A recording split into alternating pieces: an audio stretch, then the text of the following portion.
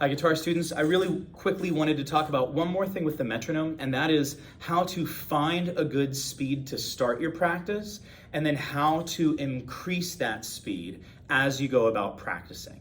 So let's say real quick that the first thing that I want to do is just play a chord, literally just play a chord, nothing else. What I'm going to do, I'm going to slow down my metronome to a speed that I think is slow enough that I'll definitely be able to do it, no problem. So I'm currently set at 35 beats per minute. Listen how slow this is.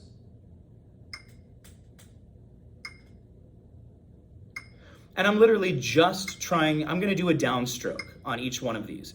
So I want to hear, I'm going to do this on open strings right now just so that you can see this. You could do it on a much prettier chord, but I'm going to play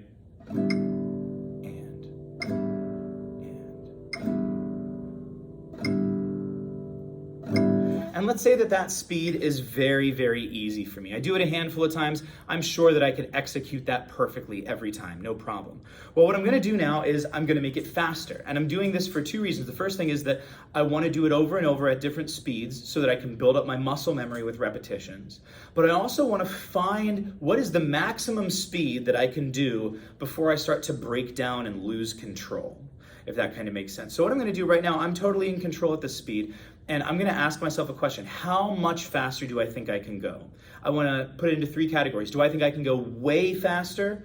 Do I think I'm kind of getting into the ballpark and maybe I need to pay attention? Or do I think I'm pretty close to my max speed?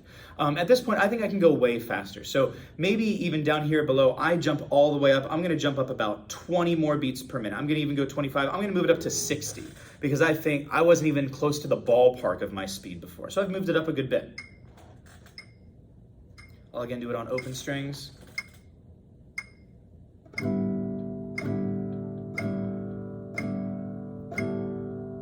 That's still really easy for me. So at this point, maybe I'm gonna jump it up another 10. I'm gonna jump it up 10 more beats per minute. And again, I'm using larger numbers here because I feel like I've got a long way to go before I hit my maximum speed of what I'm trying to do. I'm totally in control at this point. I'm sure I can go way faster, so I'm jumping these numbers up quickly in groups of 10, maybe even 20 at a time. I'm gonna play again. I'm all set. Now I could jump up again 10 more and go to 80. And let's hypothetically say though, just so we can continue going through this exercise, let's say that I'm starting to feel like, okay, I'm getting in the realm of my maximum speed. I still totally have control. I'm not losing control at all. I'm sure I can do it right every single time, but I maybe need to start paying attention because I'm approaching that limit.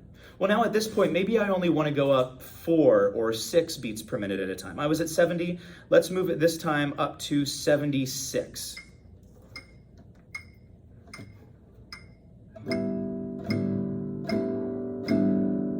I'm still doing great there. Let's say I want to move it up again. I'm going to move it up 4 more. I'm going to move it up to 80.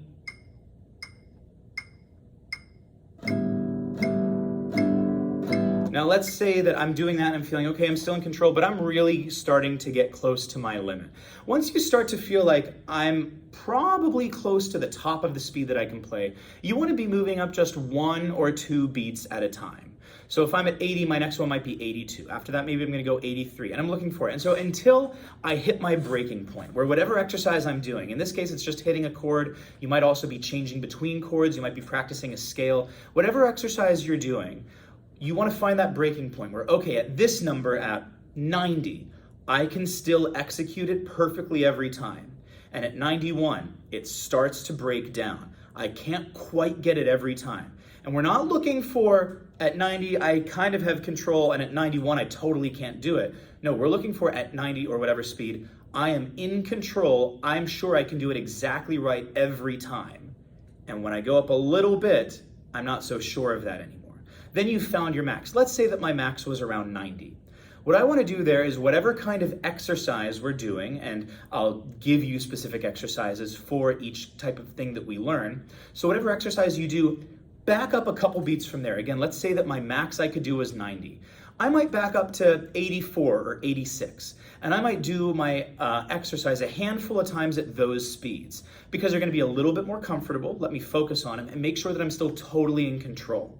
And then I'm going to start pushing up, and maybe I started at 84, then I do 86, 88, 90. That was my max. And I'm gonna push myself just a little bit and say, let me try it at 92.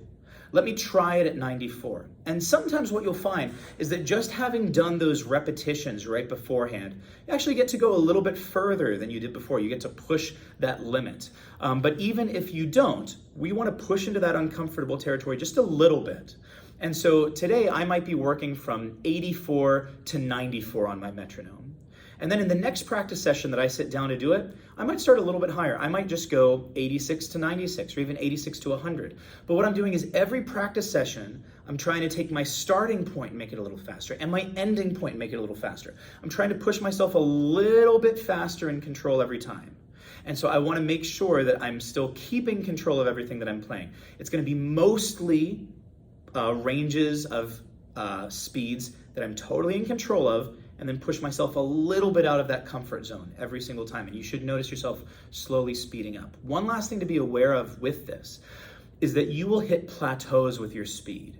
You're doing an exercise, let's say maybe you're playing a scale, and you might find that right now you can play it at 100 beats per minute, and you're kind of very slowly going up, 102, 104, 106 over the course of a couple days. And then suddenly you go to pick it up the next day and you're doing 104, 106, 108, and suddenly it feels easy. It's because something else clicked. You might be ready to jump up again. You might actually be ready to jump all the way up to 120 or 130. But the point is, every time your muscle memory kind of develops a new level or something clicks, you might have a jump where you can suddenly go faster than you could before. And then it's going to go very slowly for a while until something else clicks. And it again goes. So be expecting those steps in your practice. Hopefully that makes sense on how to find our maximum speed, how to practice around that, and slowly push yourself into faster and faster territory. Good job.